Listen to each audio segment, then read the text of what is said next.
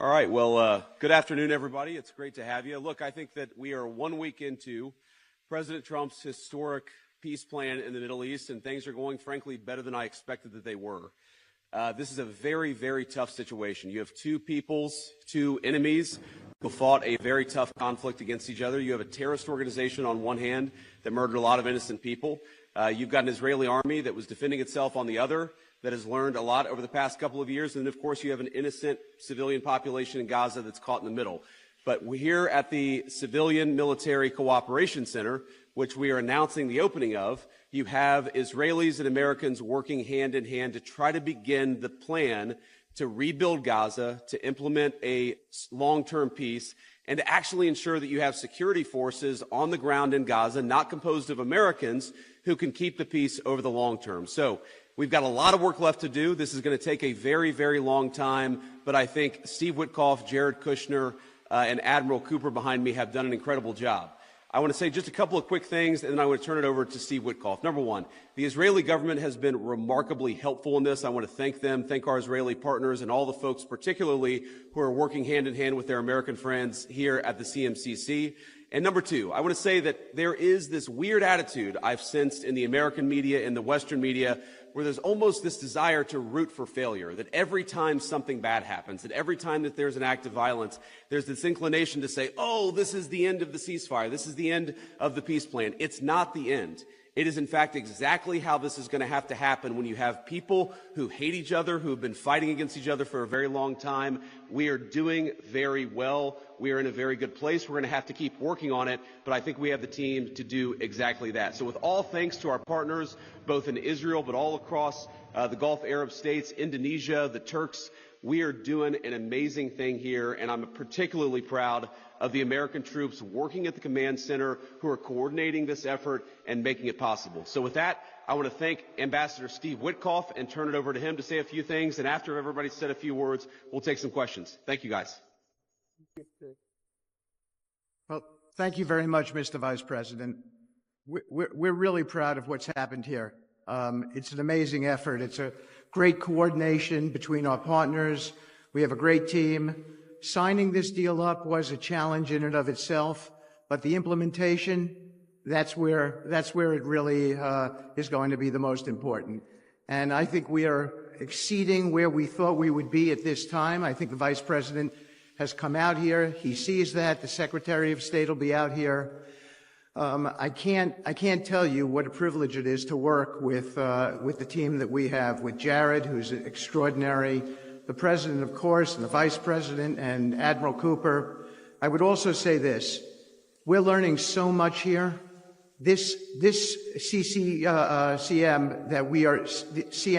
that we're setting up now, this is going to be used in other conflicts as we figure out all the intricacies of how to modulate a peace deal, go from war to peace. Lastly, in closing, I want to speak about the morning that me and Jared had. We met with 10 hostages and their families, and it was really an emotional moment. And I felt blessed to be in that room. Lots of tears, lots of people really, really grateful to President Trump for getting their children home, and you, of course, Mr. Vice President. And I want to observe that I didn't see any victims in that room. I saw strong people who have come out under very difficult circumstances. Their families are reunited, and they are so grateful. And it was just my privilege as an American to be there. Thank you. Great. Thank you. Jared? Thank you. Thank you, Mr. Vice President. Thank you, Steve. First of all, we really appreciate your visit here. It's given a great boost of energy to everyone here, and your support through this whole effort has been really tremendous. What you see here today is really the opening of the CMCC. This has been something that's been envisioned by CENTCOM. Admiral Cooper will speak about that in a bit. But we always knew that the deal that we were working on would kind of have two phases to it. The first phase was obviously getting the live hostages out. We're currently making progress on the hostages, the bodies that are still there. I think almost half are out now, and we had very good meetings with the Israelis. I know the Vice President's here to put a lot of effort into that today to hopefully make sure we can complete that mission in phase two. At the same time, the humanitarian aid, there's actually been surprisingly strong coordination between the United Nations and Israel, which is something that we've been able to help synthesize, get each other to air their concerns and to find out how we can do it better so that the aid reaches the people in Gaza and doesn't go into the wrong hands there. Finally, I'll say that there has already been a lot of efforts over the last years by really concerned people to think about what happens next in Gaza. And there's a lot of great things happening here. More will be released in the coming days. But the most important thing here is to figure out how you really get a good deconfliction coordination center. This really has been a startup. There's been a lot that's been done. It's amazing to think it's only been a week. But I actually, with the pace of work and the commitment of everybody, I think in a week from now, you'll see even more progress. I want to echo what the Vice President said about how a lot of people are getting a little hysterical about different incursions one way or the other. But what we are seeing is that things are going in accordance. Both sides are transitioning from 2 years of very intense warfare to now a peacetime posture, and really thanks to Admiral Cooper, CENTCOM, and the CMCC to try to build that deconfliction mechanism in order to make sure that we can get to a proper de-escalation. We have some flags that we put up here. This is not fully representative of the countries that are here. It's happening very rapidly, that people are agreeing to come on board, agreeing to help. People really want to be a part of this, and it's just happening very, very quickly. So we'll try to continue to give the updates as it progresses. But really just thank you to the entire team here who's made all this possible. It's been a lot of sleepless nights, around the clock effort, and it's really been great coordination because everyone believes that it is possible to create something better in Gaza, and we have to believe it. We have to work hard for it. And if we all work hard to do that, then I do believe a great outcome is possible. Thanks, Jared. Admiral? Well, Mr. Vice President, thank you for joining us here today at the CMCC. Consistent with our Commander-in-Chief's direction, this facility will be the hub for the delivery of everything that goes into Gaza as we look to the future, delivering on the Commander-in-Chief's commitments. 200 of America's sons and daughters who wear the cloth of the nation have stepped up and are serving here. I just couldn't be prouder, and I know that you are as well. Thank you so much. Great. Thanks, Admiral. And gentlemen, we'll take a few questions now. Sir. Raise the burden to the Times of Israel. I want to ask about the Turkish role. It's very concerning for Israeli Turkey. Turkey obviously has been a supporter of Hamas. What role will they have? And will they have troops that will be on the ground here or in the Gaza Strip? Thank you. Well, I think first of all, what troops are on the ground in Israel is going to be a question the Israelis have to agree to. And I'm sure that Prime Minister Netanyahu will have opinions about that. But we think everybody has a role to play here. Some of that's going to be financial. Some of that's going to be in reconstruction. Some of that's just in communication with the various parties to ensure that this deconfliction process actually works and is implemented. We're not going to force anything on our Israeli friends when it comes to foreign troops on their soil, but we do think that there's a constructive role for the Turks to play, and frankly, they've already played a very constructive role. We're very grateful for that. And you asked, they've supported Hamas in the past. No one who is a party to this conflict can look in the past and not point at something that they don't like or that they disagree with. Everybody who's been involved in this conflict can point at one other person. One of these flags can point at another flag and say, we hate that person for various reasons. The way that we're going to get to peace is to focus on the future, which is what the President of the United States has asked us to do. And we think everybody here is very willing to do that and is very eager to engage in that effort. Ma'am. The ceasefire deal took months to negotiate.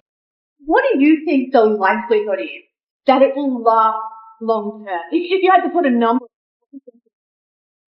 Well, Jared's the investor here. I'm not going to give you a percentage, but look, what we've seen the past week gives me great optimism the ceasefire is going to hold. And if we get from where we were a week ago to a long-term, durable peace between Israel and Gaza, there are going to be hills and valleys. There are going to be moments where it looks like things aren't going particularly well. But given that, and given the history of conflict, I think that everybody should be proud of where we are today. It's going to require constant effort. It's going to require constant monitoring and supervision. That's part of the reason that Admiral Cooper and his team is here, is to mediate these disputes, to mediate these disagreements as they come up. But look, right now, I feel very optimistic. Can I say with 100% certainty that it's going to work? No. But you don't do difficult things by only doing what's 100% certain. You do difficult things by trying, and that's what the President of the United States has asked us to do. Sir.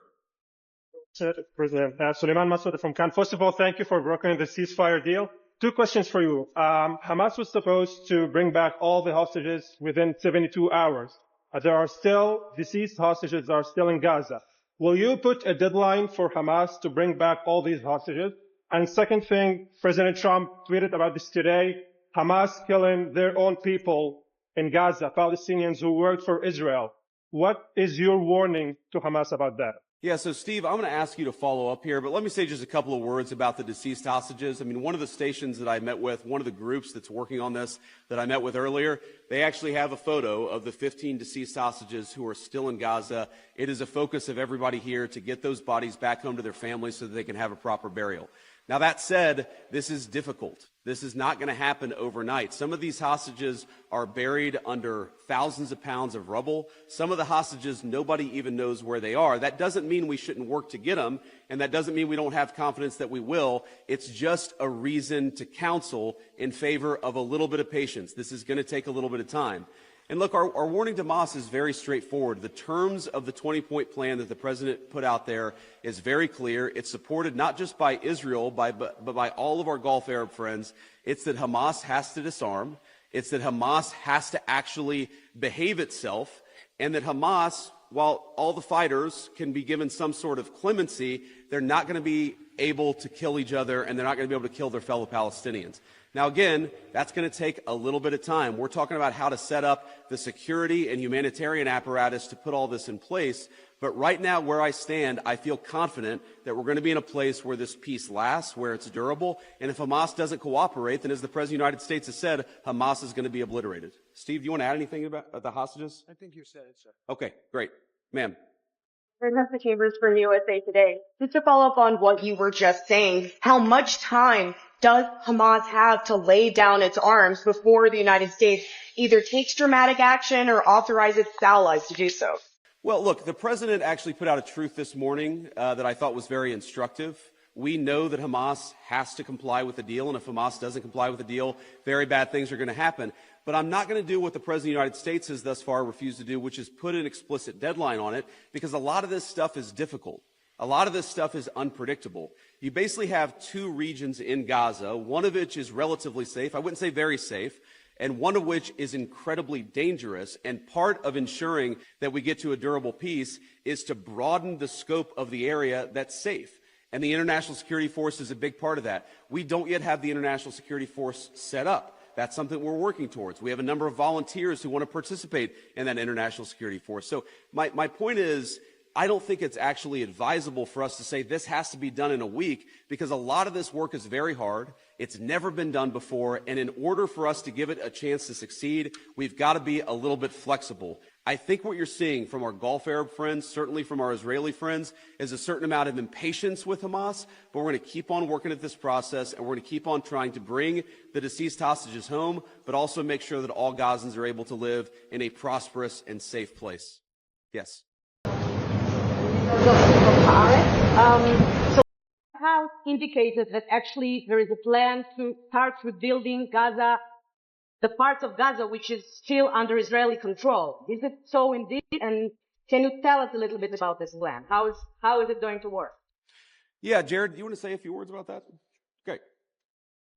So, first of all, no reconstruction aid, no reconstruction funds will be going into areas that Hamas still controls. And as far as the demilitarization goes, once the ISF is up, there needs to be a security force that they can feel safe from, that in order for it to be, the transition to be complete. So that needs to happen. There are considerations happening now in the area that the IDF controls, as long as that can be secured, to start the construction as a new Gaza in order to give the Palestinians living in Gaza a place to go, a place to get jobs, a place to live. So that's one of the many things being considered. Right now, again, there's been several work streams that have occurred over the last years. Those are all being synthesized and updated here at the center, and then they'll go before President Trump and the Board of Peace to get recommendations on what to build, how to phase it. But that's definitely something now that's being very strongly considered. Great. Sir? So much, sir. Oh, sorry. Why don't we do the guy in the back, and then we'll do you in the blue jacket. Thank you. So much, Go ahead. Mr. Vice President. Could you speak up for me? Yeah, I will try. So thank you so much, Mr. Vice President. And my question is, from the level of cooperation that you just saw today here in this place, how you see the, let's say, future of normalization in Israel in the region, if you see like a cooperation, growing cooperation between Israel and other Gulf states that we don't see from the outside. Yeah, well, I think Steve put it best, which is that this model, I think, could serve for a foundation for normalization, not just in the Middle East, but across the world. Because what we're taking, again, is a long-term, protracted conflict with two enemies who really don't like each other, and we're actually creating a model that can lead towards sustainable peace. Now, we know that a lot of our Gulf Arab friends would like to have normalized relations with Israel. We know that getting this peace on a sustainable pathway is sort of the critical first step of that. But look, I feel very optimistic about where we are. Knock on wood, you never know how this stuff is going to go. But given what I've seen, given the incredible talent and effort that's going in to the reconstruction of Gaza, to the long-term security of the Gazans in that territory, I feel very good about where we are. And again, if we get this right, I really do think it's going to be a domino that leads to a lot of further peace all across the region. Sir.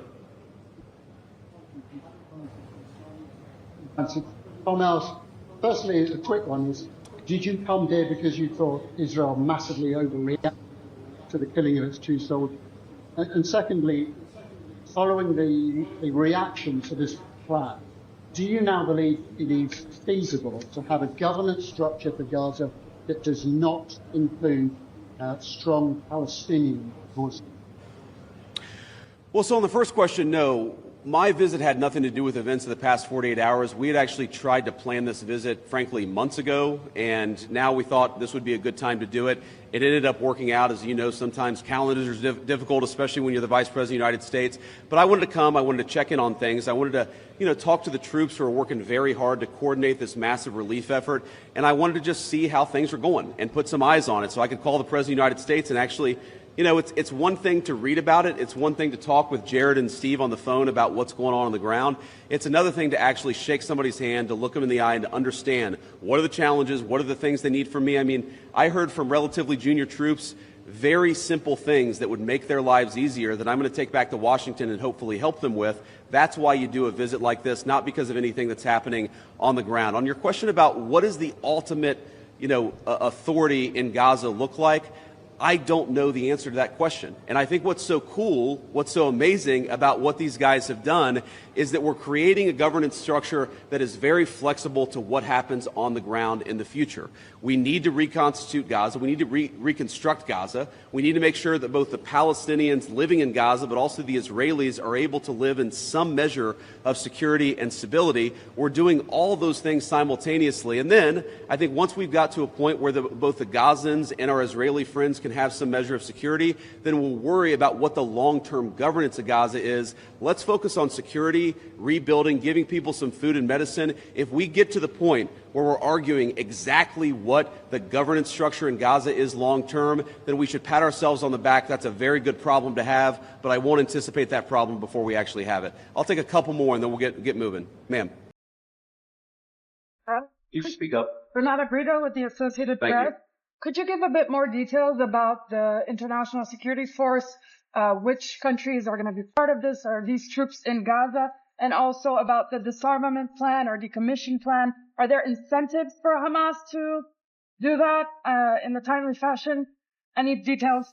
Well, the incentives are that unless Hamas disarms in accordance with the agreement, very bad things are going to happen, right? And also the incentive is that if they disarm, there is a better future for everybody on the other side of it. But in terms of the International Security Force, Steve and Jared, Admiral Cooper are working on that very issue right now. Remember, this peace deal was struck under the president's leadership literally a week ago. The hostages were returned, 6 days ago, 5 days ago? So we're in the phase now where we're actually starting to conceptualize what that international security force would look like. I think it's important for Americans to know a couple of things. Number one, there are not going to be American boots on the ground in Gaza. The President of the United States has made that very clear. All of our military leadership has made that very clear. What we can do is provide some useful coordination. How do you take, the Gulf Arab states, plus Israel, plus plus the Turks, plus the Indonesians, how do you actually get those folks to work together in a way that actually produces long-term peace? The only real mediators are the United States of America. And so that's the role that we're going to play. I think the American people should be proud of it, but they should know that there are going to be no American boots on the ground in Gaza. Sir, in the back. So we'd like to ask about a different threat. We see Iran rearming again, trying to build again their nuclear weapon. Could we expect in Israel to see the U.S. Army attacking again in Iran? Could you ask the very last part? Could we expect the U.S. Army to attack again in Iran like you did in the last time in Fordouk?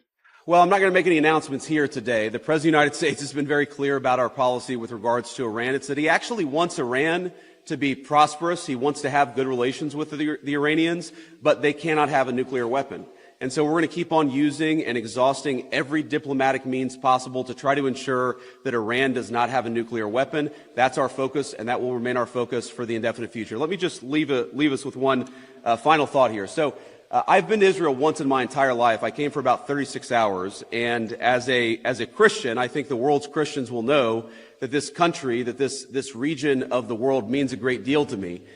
And at some point today, I hope to go, or at some point in the next couple of days, I should say, I hope to go to the Church of the Holy Sepulchre, which Christians believe is the site that Jesus Christ was crucified in.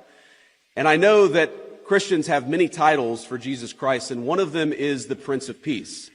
And I'd ask all people of faith, in particular my fellow Christians, to pray that the Prince of Peace can continue to work a miracle in this region of the world. I think that we have made incredible strides over the past week. We're going to have to make a lot more, but I think with your prayers, with God's providence, and with a very good team behind me, I think we're going to get it done. Thank you all. Take care.